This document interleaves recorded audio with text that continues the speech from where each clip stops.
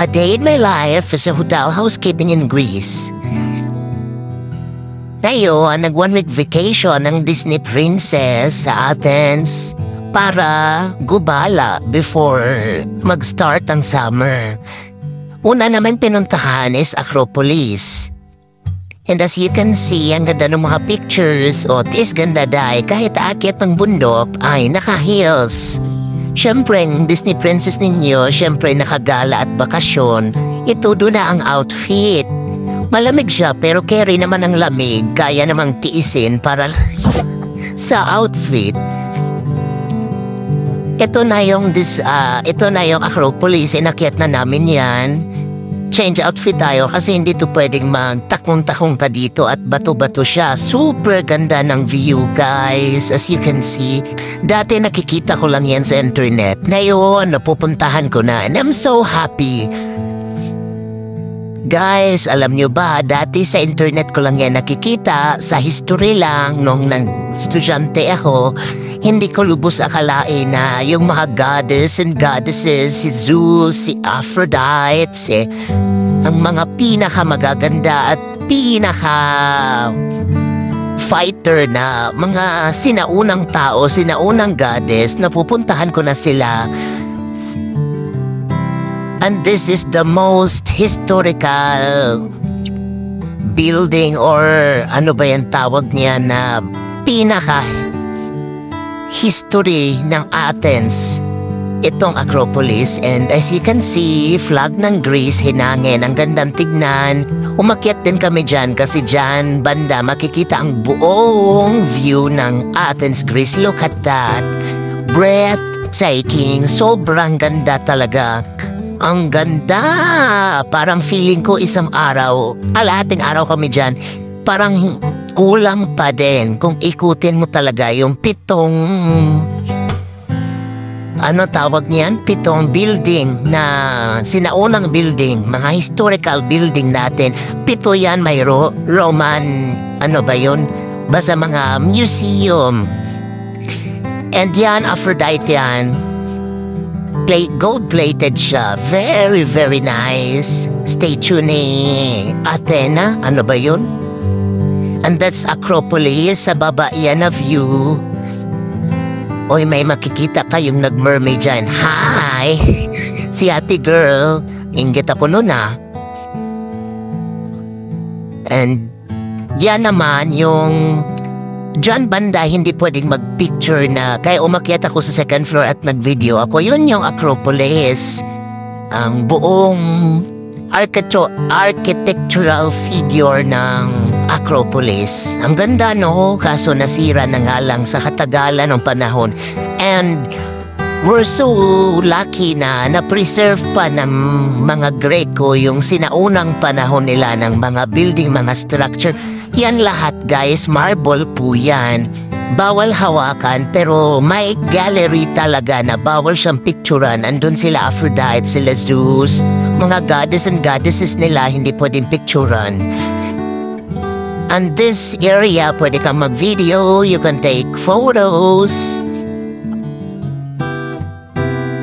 Hindi ko nga alam kung ano yung mga pinag-videohan ko Basta ang pagkakaalam ko, nakikita ko lang yan dati sa libro. Ngayon, napupuntahan ko na.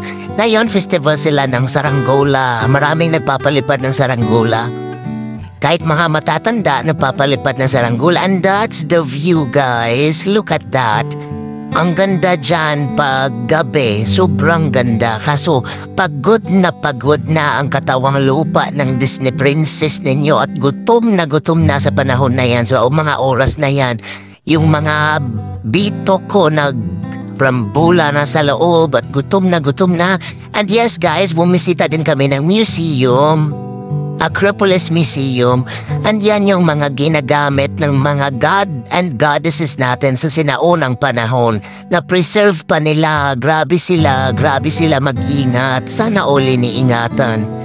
Yan, mga panggamit nila yan, inuman ng tuba, ng kape, ng mangkok, mga paksiw. Diyan siguro nila nilalagay no sinaunang panahon.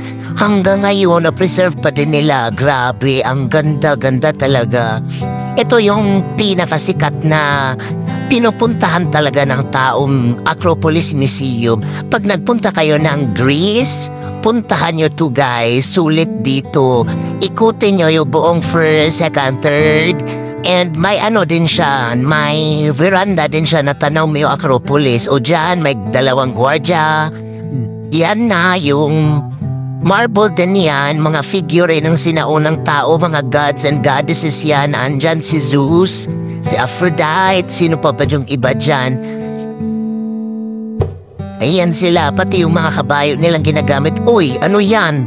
Hala, Tintin. Maliit pala. Ay, sorry. Tapos si, ano yan? God of Warrior. Tapos, God of Beauty. And yeah, that's me strolling around. Ito yung sinasabi kong view ng Acropolis. Yan, inakyat ko yung tuktok niyan. Guys, imagine. Inakyat ko yan yung tuktok na yan. And that's the picture. Yung unang makikita niyong vlog intro ko. Inakyat namin yan.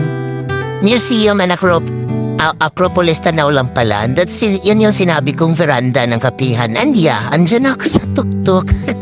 Yun yung nakikita niyo sa video kanina. Nasa tuktok na ako. Yan yun. Sige, ikot. Ang ganda kasi ng flag pag hinangin. Ganda ng flag ng Greece. Ma-appreciate mo talaga yung beauty niya. Ang ganda talaga guys. As in, mai-inlove ka sa lugar. Grabe sila mag-preserve ng mga bagay-bagay. Pinapahalagahan nila ang bawat bagay dito. And that, guys, ito pala yung buong tourist spots ng Greece. Magkalapit lang sila. May bus dito na sightseeing. Hop on, hop off. Pwede niyong sakyan yan para maikot yung tourist spots. Dito sa museum, tanaw mo yung buong Greece. Buong Athens. Buong galaan ng Athens. Yan, mga galaan yan. More on monuments kasi sila dito, mga historical places. Ang kinaganda lang dito is magkalapit lang yung mga tourist spots. So ang ginawa ko, syempre, panindigan ang pagiging Disney princess, nagalang Disney princess. Nag-hop on, hop off din ako. Sumakay kami ng bus para maikot namin yung 7 historical places ng Athens. Una yan, Parliament. Ang ganda din dyan. Pwede kang bumaba, tapos sakay ka ulit sa next bus. And hindi ko na nga matanda kung ano yung mga pangalan ng mga pinuntahan namin. Nakakapagod kasi maglakad at mag-taxi. Kung pwede naman palang mag-bus papunta sa mga tourist spots, diba? Mas convenient pa yun sa mga turista. Tapos isang pamasahe lang, pwede kang baba, pwede kang masasakay ulit. Tapos baba, sakay ulit, hanggang sa maikot mo yung mga buong tourist spots ng Athens. Isang bus lang. Hindi ko natanda kung anong mga pangalan yan. May mga plaka-plaka, basta mga ganun. And that's all for today. See you next vlog. Bye guys.